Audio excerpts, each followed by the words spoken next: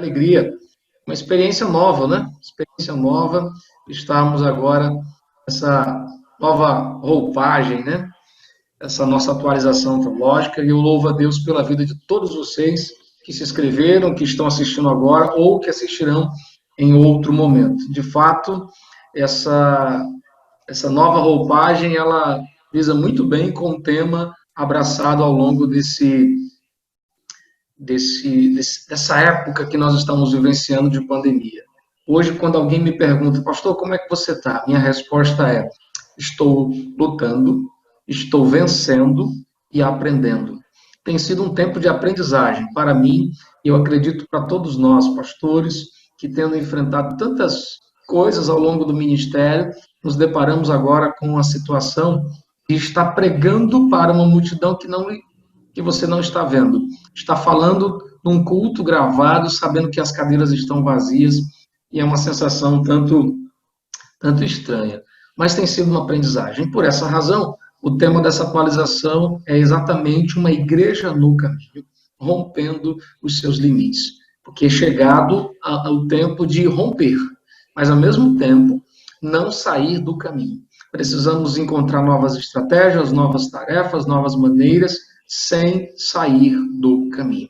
E na palavra que me fora confiado hoje, o tema diz exatamente sobre como definir essa questão do ser igreja. E eu quero começar com algo bem básico sobre aquilo que todos nós já conhecemos, a definição de igreja, para caminhar na direção daquilo que me foi confiado. Então, acredito que todos estão aí com a Bíblia na mão.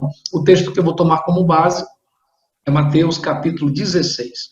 Lá nós temos o diálogo entre o Mestre Jesus e os seus discípulos.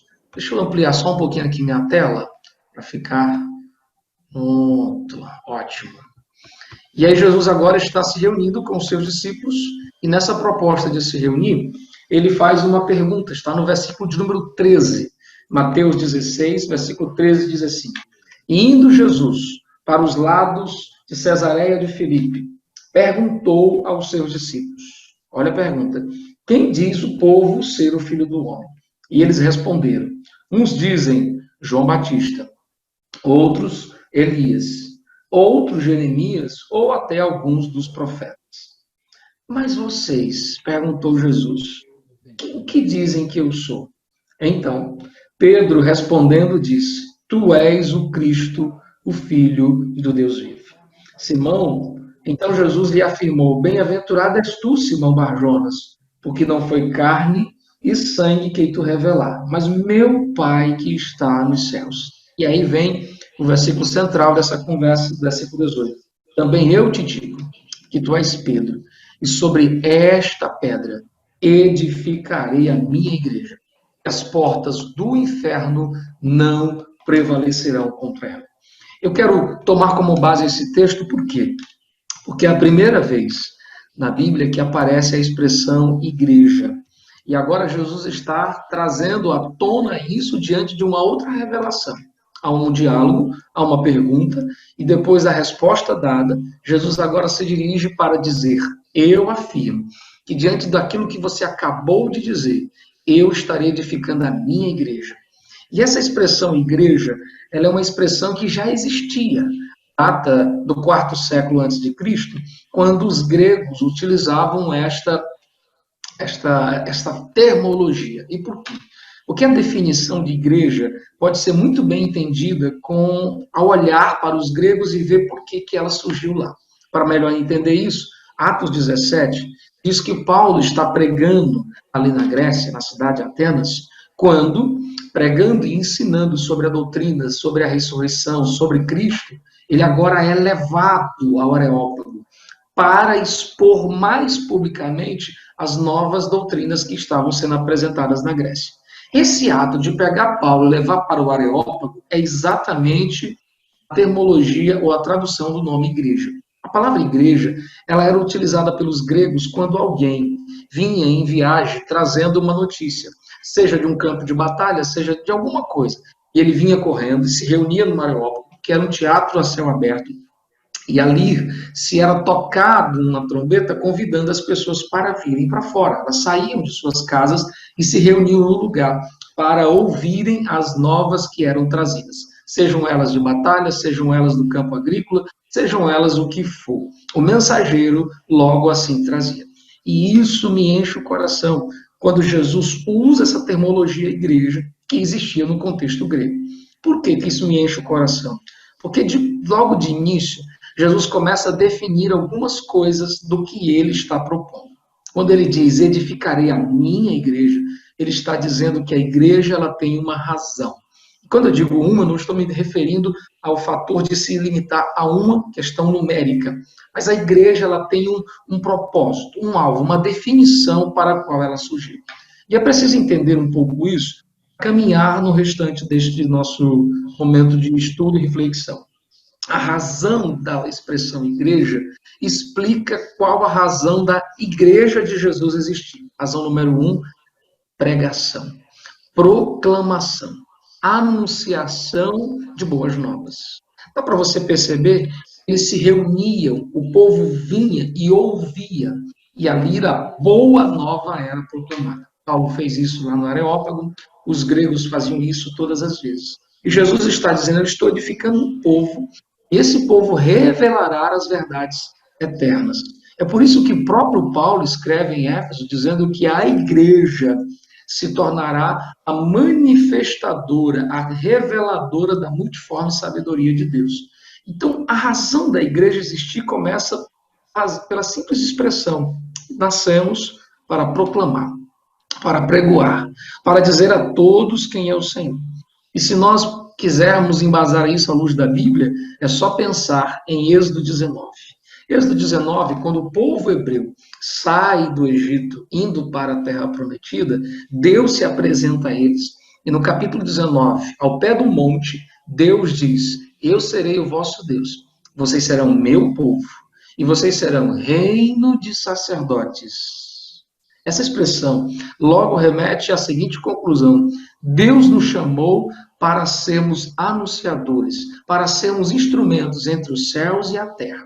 E agora, essa mesma expressão de Êxodo 19 é dita lá em 1 Pedro, capítulo 2, quando o apóstolo está direcionando uma carta universal e ele diz, Deus vos resgatou da vossa vã maneira de viver e ele vos tornou propriedade exclusiva, nação santa, reino de sacerdotes, para...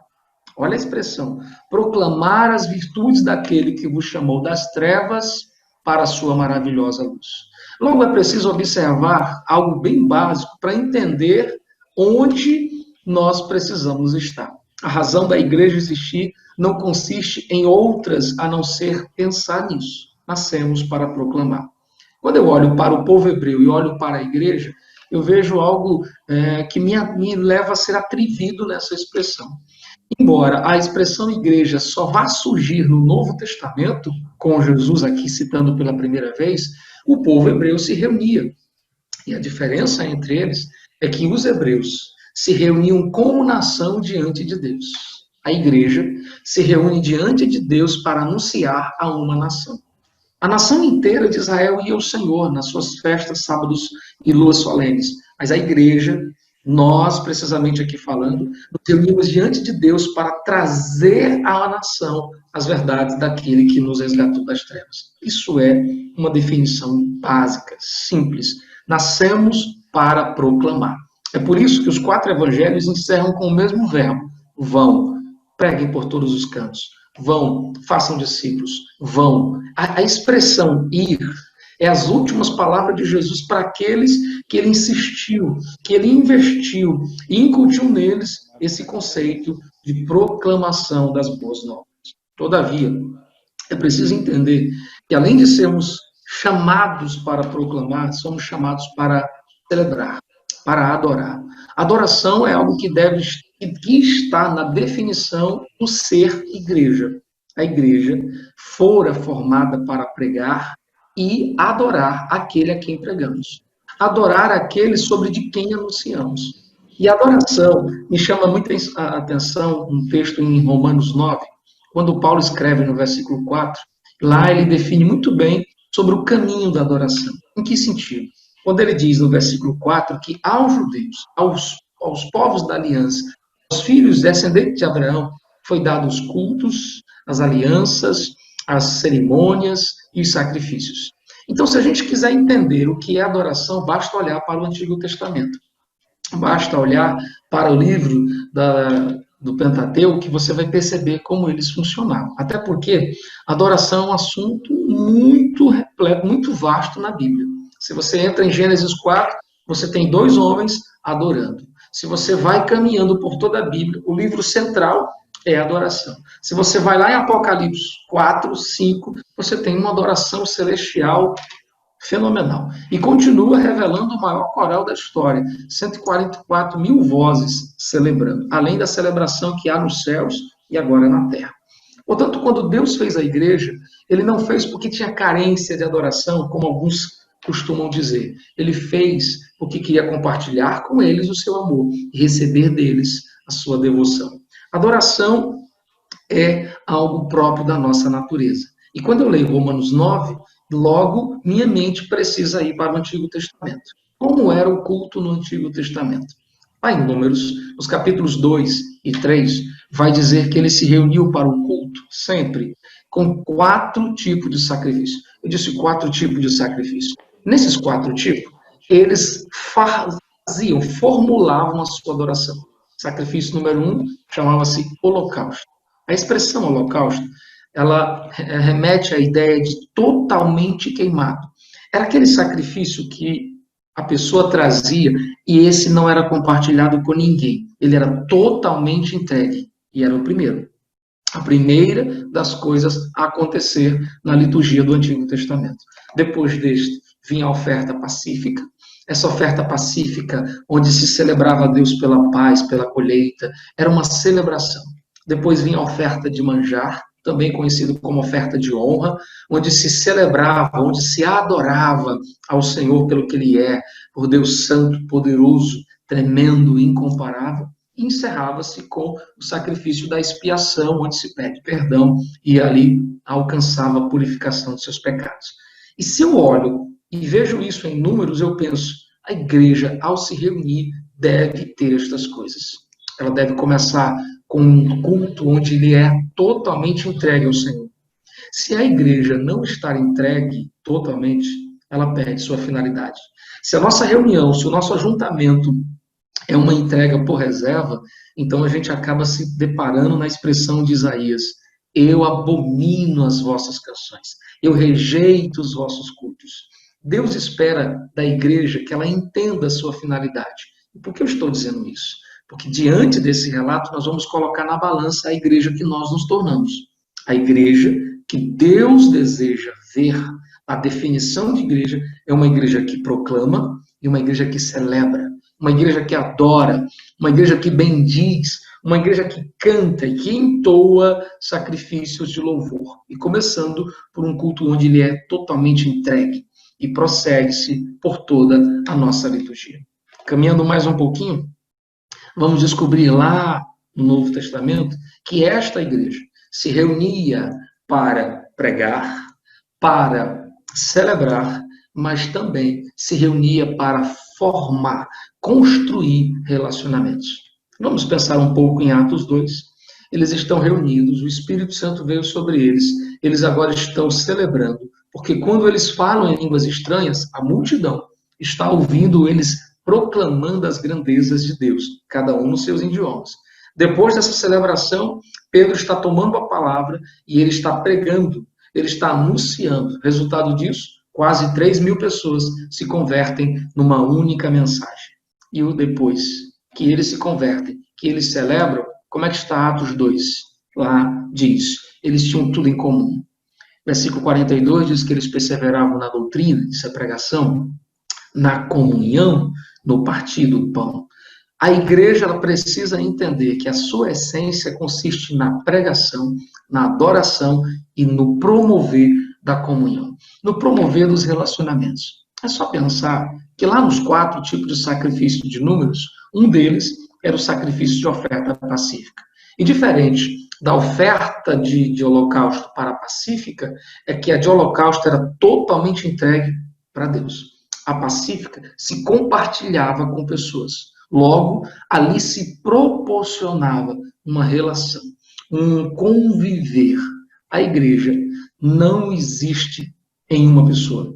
Nós somos igreja quando estamos juntos.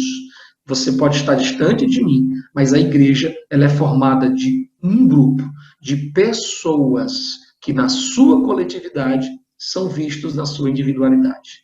Existe um corpo e dentro desse corpo muitos membros. E isso precisa ser gritantemente repensado porque cresce o número de pessoas desengrejadas que acham que podem ser igrejas no seu mundo, na sua vida, e esquecem que igrejas são a junção dos membros ligados a um corpo. Este dedo, fora do corpo, ele prejudica o corpo e é prejudicado por estar longe do corpo. E eu estou falando essas 3 definições básicas para a gente entender o seguinte: mais do que nunca, a igreja está sendo desafiada. Ela vem sendo desafiada ao longo de anos, ao longo de décadas. É só pensar sobre aquilo que hoje ocupa os nossos púlpitos. A igreja, desde os seus primórdios, tem lutado contra as heresias. Já na época dos apóstolos, João teve a necessidade de escrever: cuidado com os anticristos que estão no nosso meio, saíram de nós, mas não eram nosso. As doutrinas errôneas, os gnosticismo e um monte de coisa por aí se vai. E a pregação sempre se tornou motivo de bombardeios. A permanência numa pregação bíblica, cristocêntrica, que alcança o homem todo com o evangelho todo. Isto está sofrendo um bombardeio. Mas as adorações também estão no mesmo pacote. A adoração na igreja parece estar se desvirtuando. Ela deixou de ter um foco vertical para ter um foco horizontal. E quando eu digo nesse sentido, eu me preocupo muito, porque se há uma coisa que ofende Deus é a idolatria. A idolatria abomina Deus. Isso é tão claro que quando Deus se apresenta ao povo no pé do monte, em Êxodo 19, ele traz as suas leis. E a primeira delas é: não farás para ti imagem de escultura, não terás outros deuses. E quando a gente fala em idolatria, nós brasileiros, nossa primeira cultura, primeira ideia é aquela imagenzinha de gesso na parede, aquele pedacinho de madeira pendurado. Mas existem tantos outros tipos de idolatria dentro da igreja. Idolatramos homens, idolatramos dinheiro, idolatramos pessoas, idolatramos líderes, idolatramos a nós mesmos. Dá para você perceber a preocupação de Jesus em Mateus? Quando no capítulo 6 ele diz assim: não podemos servir a 2 senhores. E ele diz sobre ele e sobre as riquezas. A igreja, sem perceber, está desviando o foco da adoração, onde as canções que tributavam louvores a ele, agora promovem o nosso centro. Por isso, Paulo já escrevia dizendo que o Deus deles é o seu ventre. Quando o meu umbigo, quando eu sou o centro das coisas, a adoração deixou desvirtuada. A adoração deixou de caminhar na sua proposta. E agora, nesses últimos meses, o que nós estamos vendo de forma nítida é a luta, o desafio da promoção de relacionamentos. Se a igreja já era desafiada na sua pregação, já era desafiada na sua adoração, ela agora está mais do que nunca sendo desafiada nos seus relacionamentos. Com o distanciamento, com o isolamento social, com os nossos cultos todos online, com as nossas lives e todas essas novas ferramentas que usamos, nós estamos diante de um perigo muito grande de nos acostumarmos com isso e construirmos uma igreja virtual. E qual o problema disso, pastor? Isso vai ser benéfico, nós vamos alcançar muita gente. Bom, nessas próximas aulas haverá pessoas ministrando sobre a importância disso. Todavia, é preciso entender que não podemos fazer isto se esquecendo das outras coisas. Enquanto alcançamos o virtual, não esqueçamos de promover o que é presencial, real. As pessoas estão com medo de pessoas. E é tão irônico ouvir relato de pessoas que só irão para a igreja, só voltarão para os seus cultos quando tudo normalizar, quando tudo voltar à sua normalidade. Mas essas mesmas pessoas, na falta da normalidade, estão indo para os seus empregos, para os seus trabalhos. E isso me deixa muito apreensivo. E sabe o que isso me diz? É que a igreja está esquecendo sua essência. ela vem sendo bombardeada para perder aquilo que nos fortalece. E uma das coisas que nos fortalece são os nossos relacionamentos. Ovelha não anda sozinha. Ovelha precisa de gente. Nós nos completamos quando estamos perto uns dos outros. Com uma fogueira, onde as lenhas mantêm o fogo aceso e o fogo consome as lenhas em volta dela. Assim devemos ser nós. Paulo já mesmo escreve isso a Efésios, dizendo que o corpo ligado por todas as juntas e medulas fazem com que o bom andamento do corpo para o aperfeiçoamento dos santos. Mas esse tempo tem sido desafiador. Nós estamos diante de uma realidade em que a igreja está esquecendo sua essência. E eu estou caminhando sobre isso para trazer a claridade sobre como devemos vencer isso. Bom, esse será assunto da nossa atualização. Mas eu quero me deter numa frase que me fora confiada a ministrar na manhã deste dia. Como ser igreja. E eu quero voltar para Mateus 16 para pontuar duas coisas.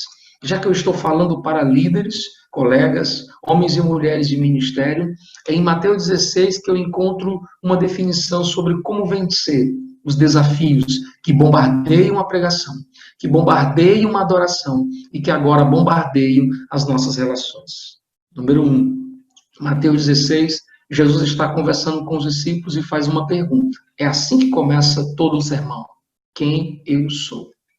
Ah, Senhor, dizem que tu és Elias, porque o Senhor faz sinais extraordinários. Estão dizendo que o Senhor é João Batista, porque o Senhor prega sobre o arrependimento. Estão dizendo que o Senhor é até Jeremias, porque o Senhor sente as mazelas do povo. Aí Jesus vai e dirige-se para os seus. E para vocês, quem eu sou? Quem eu sou para vocês?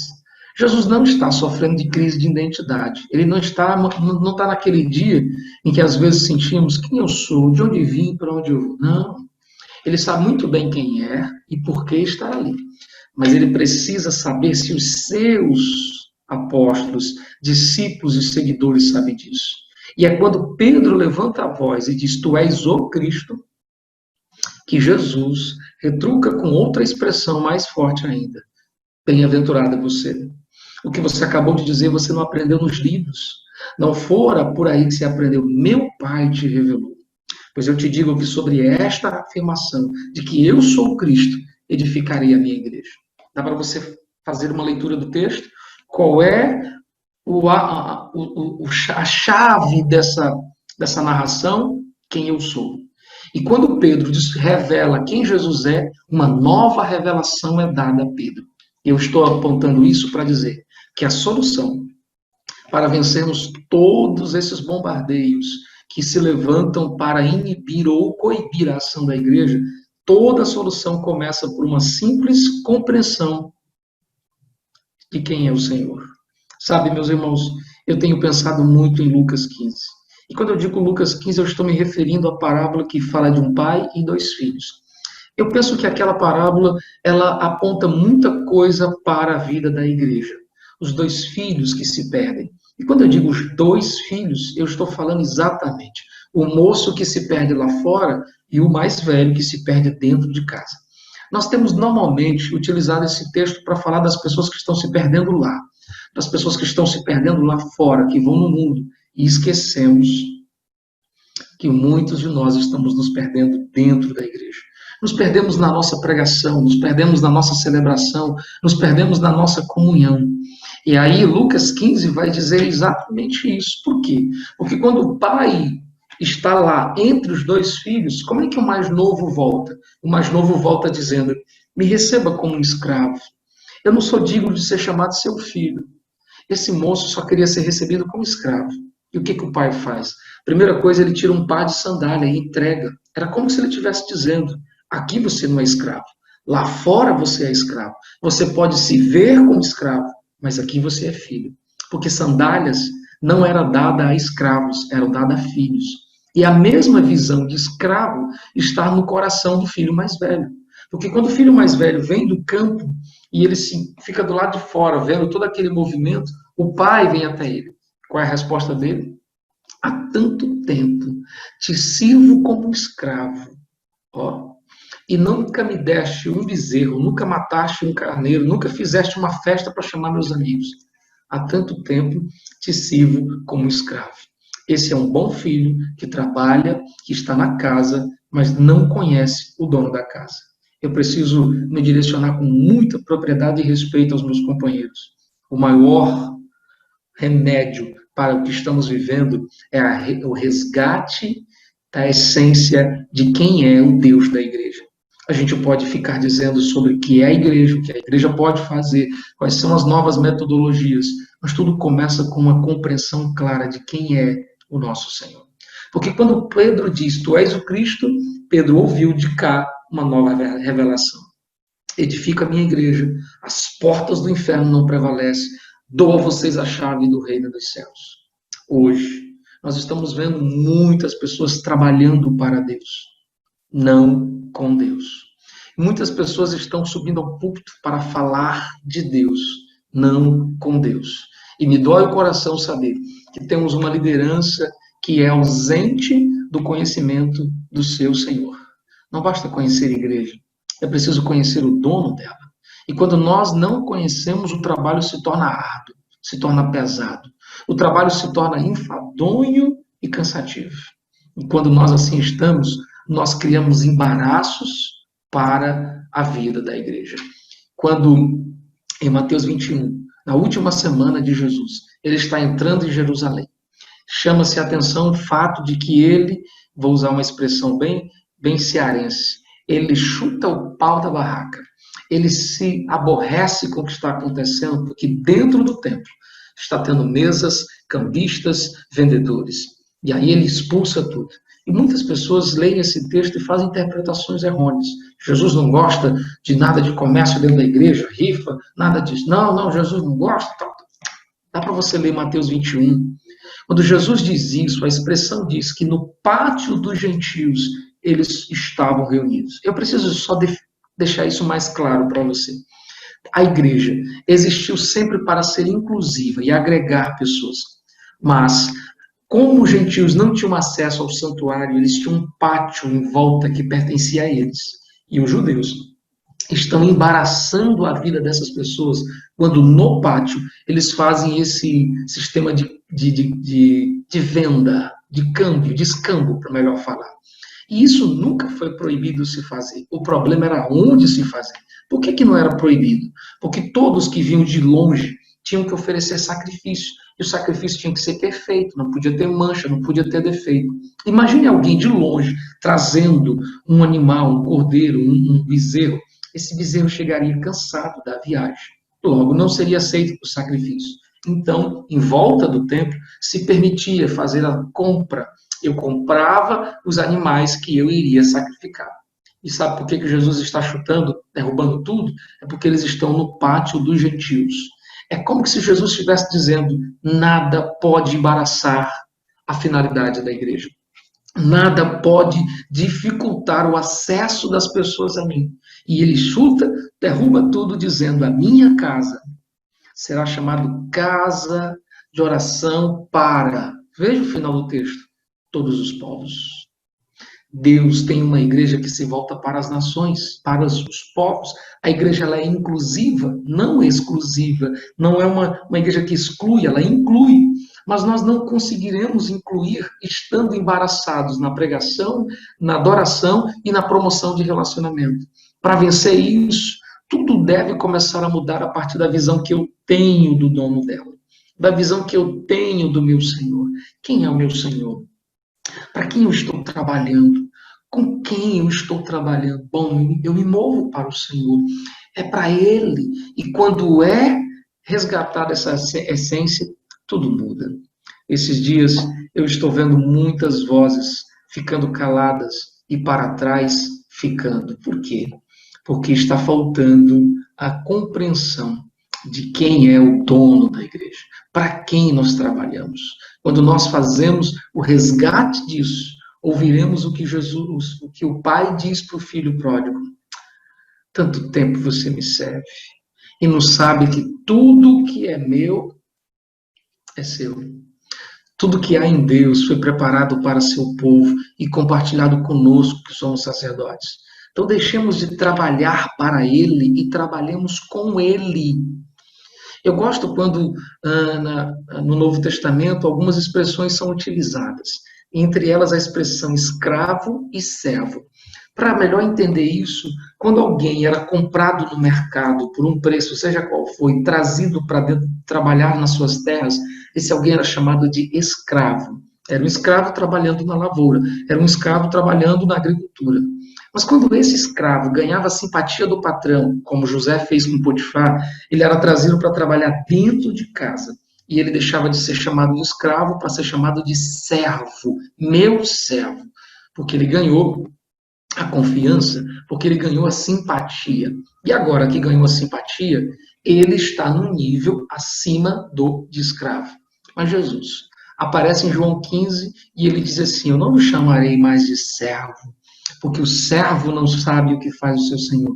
Eu vos chamarei de amigos. Sabe o que Jesus está dizendo? Vocês eram escravos. Eu comprei vocês, trouxe vocês para dentro da minha casa. Vocês são meus servos, mas agora eu trouxe vocês para dentro do meu coração. Vocês são meus amigos. Nós não estamos trabalhando para o Senhor. Nós estamos trabalhando com o Senhor. E isso faz toda a diferença nas ações e atividades que temos que tomar. Porque diante do caos e das guerras que a igreja enfrenta, os primeiros a se levantarem não devem ser os membros. Devemos ser nós, os obreiros, os líderes, porque nesse tempo em que a igreja se calou, nós não poderíamos nos calar. Nesse tempo em que as pessoas se acomodaram e se acostumaram, nós não podemos nos acostumar. E tudo vai partir de um pressuposto simples. Quem é Jesus? Quem é o dono da igreja? Quando isso é resgatado, nosso coração pulsa de motivação para fazer, ainda que amando seja menos amado, ainda que se doando receba-se menos resposta, ainda que se entregando veja menos resultados. Por que eu estou falando isso? O coração vai pulsar pela motivação de saber que é para Ele, é com Ele, que não estamos sós, que Ele estará lá. E quando assim fazemos, resgatamos a essência do sacerdócio descrita no Antigo Testamento. Como era o sacerdócio no Antigo Testamento? Homens que tinham que entrar no santuário para mediar entre Deus e o povo. E quando ele entrava no santuário, eles carregavam nos ombros o nome das tribos de Israel, 6 de cada lado. Isso significava que todas as vezes que o sacerdote entrava diante de Deus, ele trazia nos ombros o povo que ele representava. Quando nós resgatarmos a nossa percepção de Deus, nosso chamado será prazeroso e nós levaremos, nós lutaremos. O que eu percebi na cidade que pastoreio é que este foi um tempo em que a liderança devia mostrar o seu papel de líder, lutando por aqueles que estavam tomados de medo, pelos novos convertidos que não sabiam o que fazer, pelas pessoas que estavam nas suas inércias e ociosidades. E a liderança precisa fazer isso, mas é desgastante, eu sei que é. Todavia, olhando para ele, ele me motiva a entrar diante dele e trazendo nos ombros o povo que eu represento. E que coisa linda ainda é saber que quando o sacerdote entrava, ele carregava os nomes no seu ombro, mas também carregava no peitoral. Haviam 12 pedras bem lapidadas aqui no peito do sacerdote. Cada pedra simbolizava uma das tribos. Eram, assim, colocadas de forma bem agrupadas no peitoral. Só que essas pedras bem lapidadas, pelo lado de dentro, elas não eram tão belas, tão lapidadas.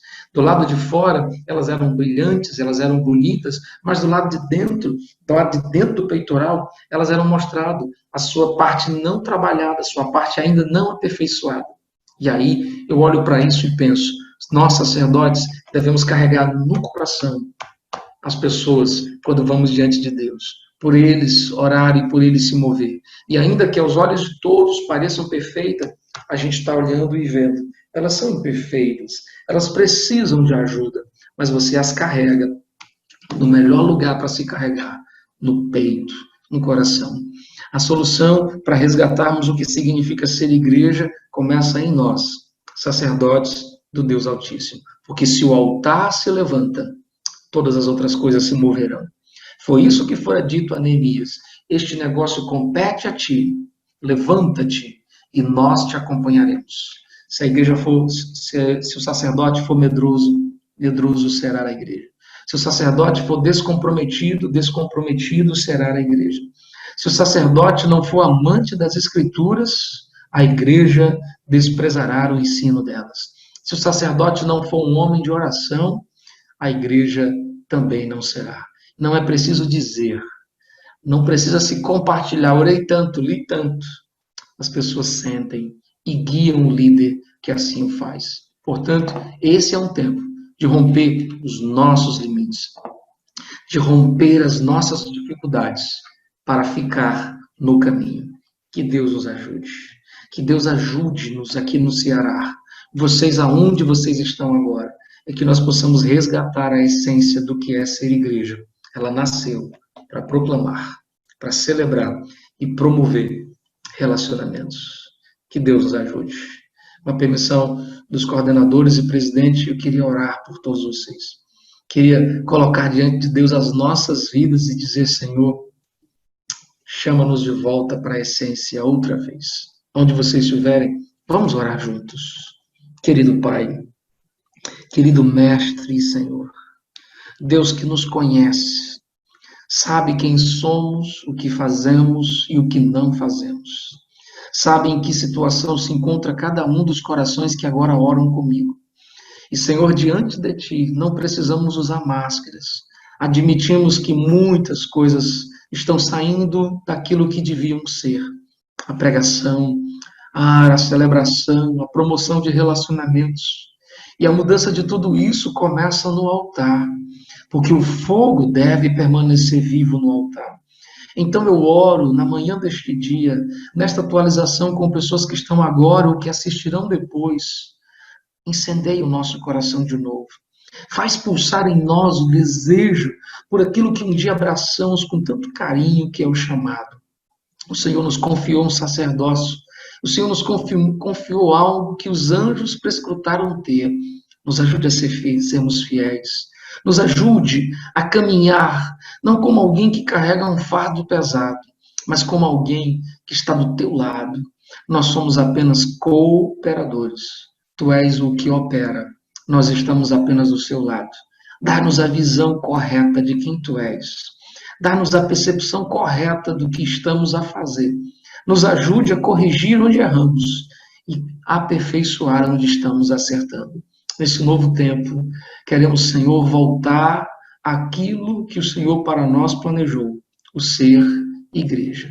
Assim eu concordo com os meus amigos em oração e te peço, nos ajude, meu Pai, em nome de Jesus.